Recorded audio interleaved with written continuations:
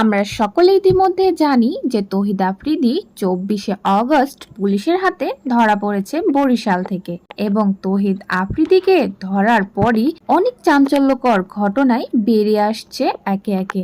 এমনকি অনেক বড় বড় মাপের কন্টেন্ট ক্রিয়েটাররাও এখন মুখ খুলছেন। এর মধ্যে উল্লেখযোগ্য রয়েছে সায়েম এবং প্রত্যয় হিরণ সহ অনেকেই। এছাড়াও তৌহিদ আফ্রিদির বাবা নাসির উদ্দিন সাথীর উপরেও অনেক গুরুতর মামলা দেওয়া হয়েছে, যার মধ্যে উল্লেখযোগ্য হলো যে তিনি মাই টিভির আসল মালিকানাকে ফ্রড করে মাই টিভি দখল করে নিয়েছেন। আসলের সত্যটা কতখানি এ বিষয়ে পুলিশ তদন্ত চালিয়ে যাচ্ছে।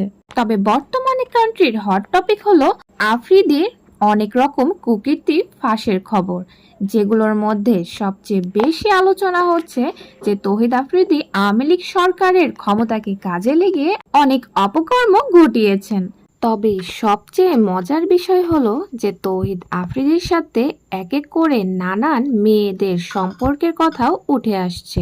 এমনকি বর্তমানে জনপ্রিয় অভিনেত্রী কেয়া পায়েলের সঙ্গেও সম্পর্কের কথা উঠে এসেছে। তো বন্ধুরা, এই সকল বিষয় নিয়ে আপনাদের কি মতামত অবশ্যই কমেন্টের মাধ্যমে জানাবেন। আর পরবর্তী আপডেট পেতে অবশ্যই আমাদের চ্যানেলটিতে সাবস্ক্রাইব করে রাখুন।